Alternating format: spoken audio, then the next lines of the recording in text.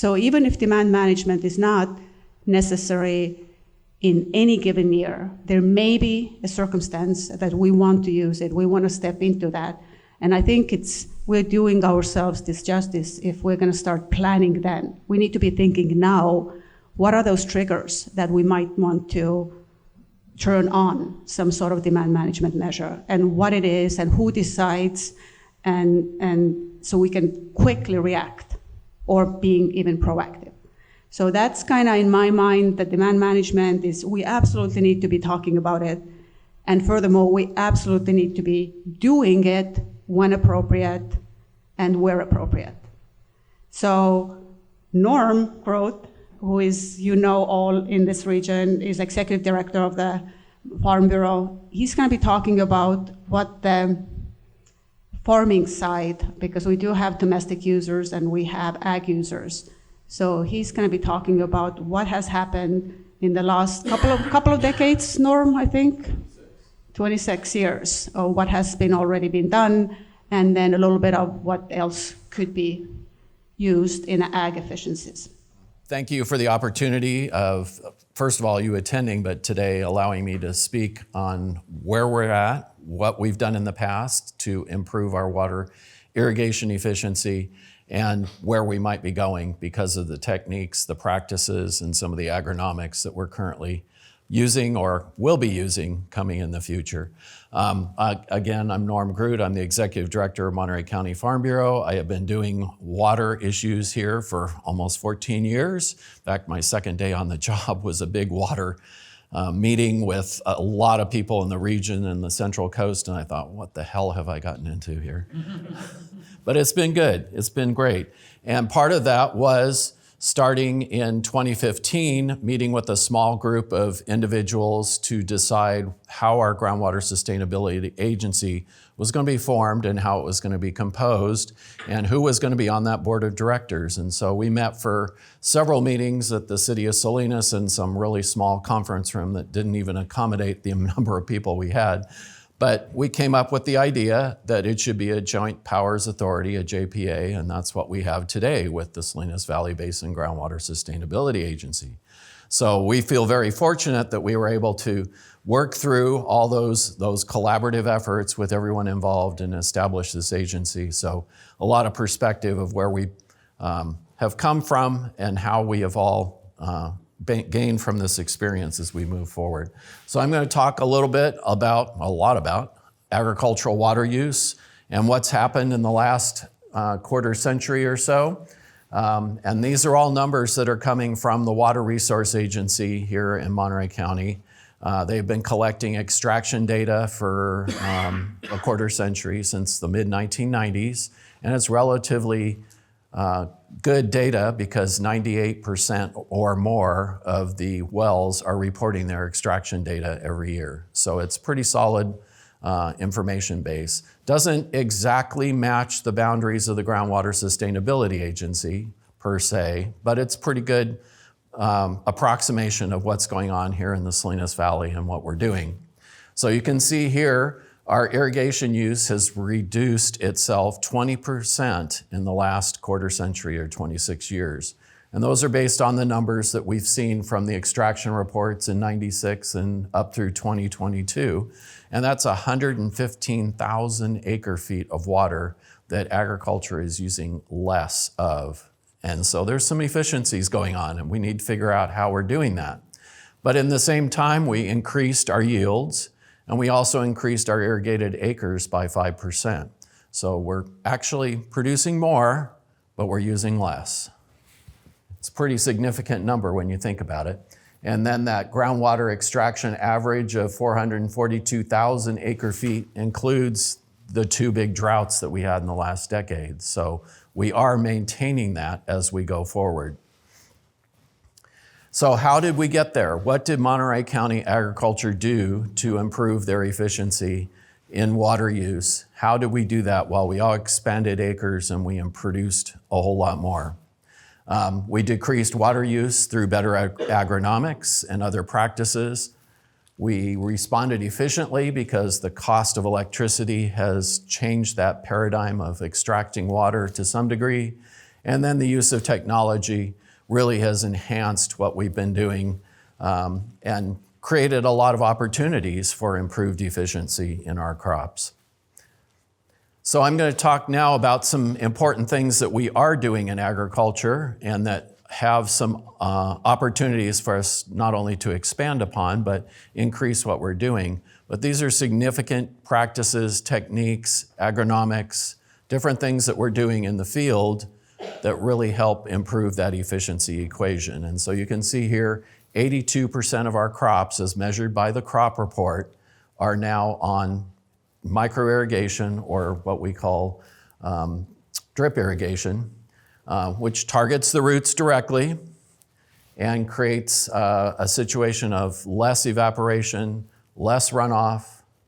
But most crops, even though most crops can use microirrigation, but not all crops.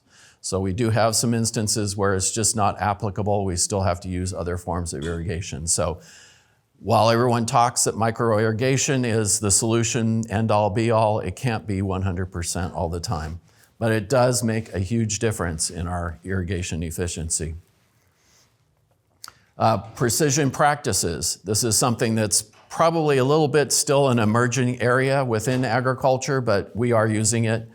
We are using more of the moisture sensors that help us understand the moisture in our soils.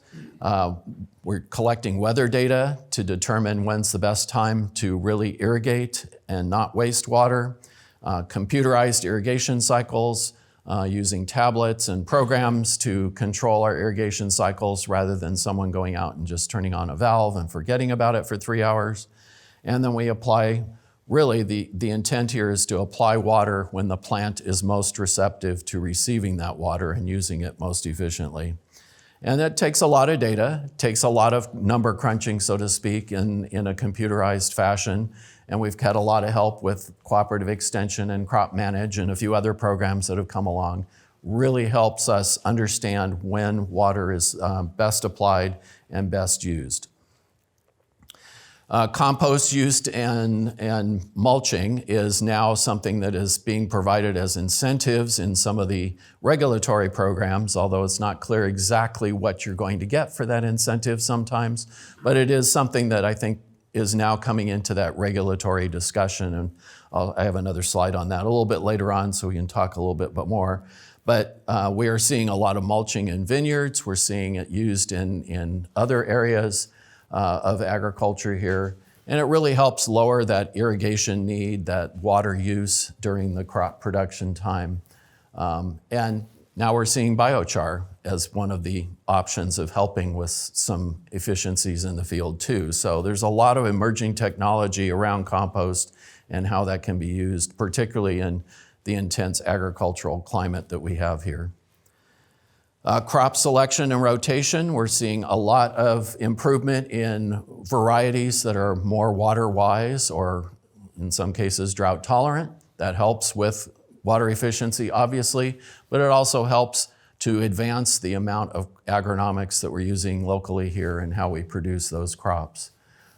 Heavy rotation helps enhance soil health also. That's a big discussion point, particularly amongst our state agencies right now, is soil health. How are we managing our various components in soil to make sure that we are efficiently growing those crops, but also using water wisely. And then finally, diversifying crops really helps aid the use of that water use throughout the various different cycles of whether we're growing strawberries, vegetables, leafy greens, cannabis, whatever the case may be. Conservation tillage, we're seeing many are experimenting with this and trying to figure out how to use that in our cropping pattern and system here. It's not always easy to do no-till or low-till for some of the crops that we're producing here. That's something it's kind of an experimental thing, but we are seeing some successes with it. I think the choice here is how are we going to scale that up on a larger situation and make sure that it still produces the crop or the yield that is required by the marketplace. So it's something that we're working on as best we can and learning from those mistakes as we go along, so to speak. It improves soil moisture retention. It also helps with sequestration. It helps with carbon management. So there's a lot of benefits to this beyond just agricultural irrigation water use. Minimizes soil disturbance in an area where we have a lot of wind and a lot of dust coming off our fields sometimes. Helps with that particular situation. And then, as I said, scaling is going to be really the hard part of this. How do we bring that to larger acreage, larger crop production as we go forward, and what techniques are going to be best to make that work? Reclamation. We all know about Castroville's seawater intrusion project, and Abby gave kind of an overview of that, but that was the first state-approved recycling system for fresh food products in California.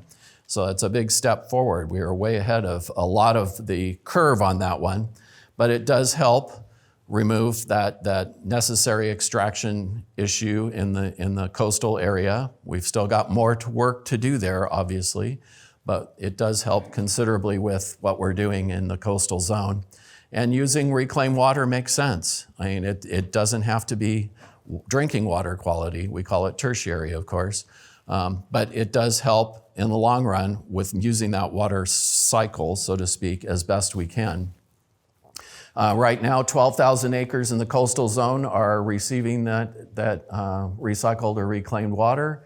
I think the big point here is that we are reducing groundwater extractions, and we have the opportunity to do more with that as we look at expanding that, not only optimizing the system. It's now 20 plus years old, needs a lot of work to help improve some of the dynamics of that, but also we have the opportunity to expand CSIP in the coastal area and really get at the heart of the meaning of the program is to stop or reduce extractions from the groundwater area. So irrigation water management is also becoming much more of a topic. I can't tell you how many emails a week I get from various different entrepreneurs who have the latest and greatest idea of how to manage irrigation water. And it's some of them are great ideas. Some of them we obviously know we can dismiss right away because they don't work here. But the point being is that everyone is looking really hard at irrigation efficiency and how we can computerize it, how we can allow better informed decisions based on the data that we have, whether it be from the soil moisture sensors or from wind stations or whatever the case may be, that we're putting that all together and understanding how our irrigation cycle should really evolve.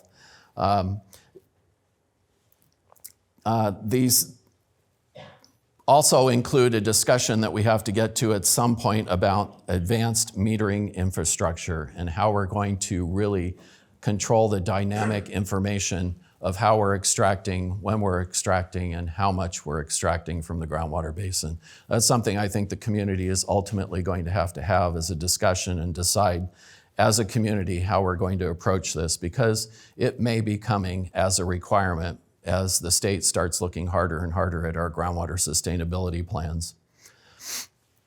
Genetic engineering, I talked a little bit about the improvement in some of the crops that we're doing to use less water, achieve better harvest, a faster harvest.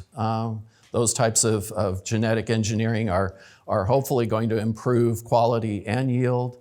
Disease-resistant varieties are going to be important too, that we're not putting something in the ground that's going to be at risk and then a crop failure and a loss, and that's a loss of the use of the water. So we got to make sure that we're moving forward with as many new varieties and disease resistance variety research as we possibly can. And this improves crop shelf life, how it lasts in the marketplace, and that we have less waste at harvest. So soil biodiversity is also one of the things that we're looking at. We're doing more and more cover cropping. I don't know if everybody drove around this year and saw how much cover cropping was actually out there, particularly in the Castroville area. There was a lot of consistent fields there that were using cover cropping. Compost we talked a little bit about, but also organic enhancements to the soil, such as mycorrhizomes, those types of things that the nursery sector has already been using in their soil mixes. Is there an opportunity to really use that in a larger scale here in Monterey County or larger agricultural sectors? and increasing soil water holding capacity. It's a mouthful. There are opportunities there too. A lot of research is going into how we can improve that, all things that could be added to the soil to increase that, as well as how we manage those soils. And then reducing the irrigation cycles, using more pulse irrigation, some of the things that the nursery sector has already used in their contained greenhouse sectors or otherwise in their production. But the point being here is that we have 160 years of crop production in the Salinas Valley, and we're still producing more. So it must mean that we're using the resources efficiently, whether it's the soil, whether it's the water, and the benefit of the climate that we have here. So we are doing something very well here that allows us to increase our yields and our production every year. And then finally, government incentives. We're seeing, as I mentioned, for compost, there's now incentives for compost use in the irrigated lands program. I'm not sure exactly what that incentive will get you, but the incentive is there. And it's a tough calculation, it really is. And we lobbied for something a lot less complex, but we didn't get it. But I think it's a good start that we have something, at least in the program now, that incentivizes the conservation practice of composting. Adopting new water-saving technologies. There's a number of state agencies that are offering grants and programs to help with irrigation efficiency for the small farms in particular, allowing them to make the investment in micro-irrigation or other practices that they can use to improve what they're doing. And then regulatory incentives. We talked a little bit about irrigated lands, and we hope to flip that dynamic at some point, that we have much more of a incentive-based program rather than the punitive program that we currently have. But I think we have an opportunity to moving forward on that one. We also have the Healthy Soils program that the state is supporting, as well as SWEEP and farmer programs that offer grants, which our county does a really good job of taking advantage of and using those funds to improve not only irrigation efficiency, but on-farm equipment. And then encourage constant engagement and improvement. That's something that I think we see here locally a lot of. I do a lot of conversations with my counterparts in other counties at county farm bureaus, and we are far ahead of a lot of things that are happening in California at this point. They all look at us and say, how are you affording to do all this? And we are doing it, which is great. So pat yourself on the back.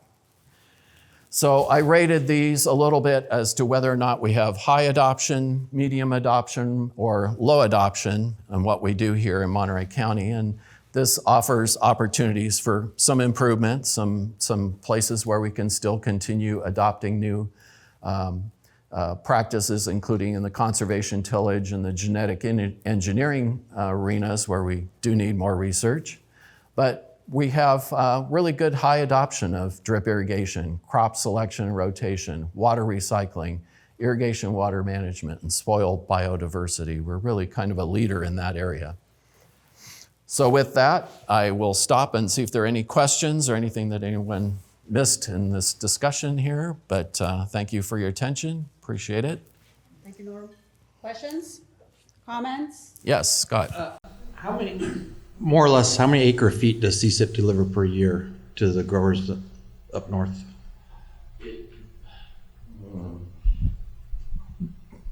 Somewhere between 12 to 16,000 acre feet, I think, is a good number. Varies from year to year depending on whether or not the diversion facility is supplying supplemental water to blend with that. There's some capacity issues in the system itself now, as well as some pressurization issues in certain parts of the system. So there's, as I said, optimization is one of the things we need to look at there, and then capacity expansion. How can we get more water into the system in years like what we have right now, where we're running a lot of water down the river? Why are we not able to divert more of that for either storage or use later on? But there's a lot of opportunities there. It doesn't sound like a whole lot in the context of what we're doing, but yes, we're doing as much as we can there now with the system the way it was designed. Yes, Joe. What's the total irrigated lands in the Salinas Valley Basin? Total irrigated acres is about 220,000 acres currently, And that's out of a total of about 640,000 acres that are in agriculture. So the balance of that obviously is rangeland. 2 acre feet of water. Yeah, essentially. Yeah, that's a good way to look at it. Thank you. Any other questions, comments?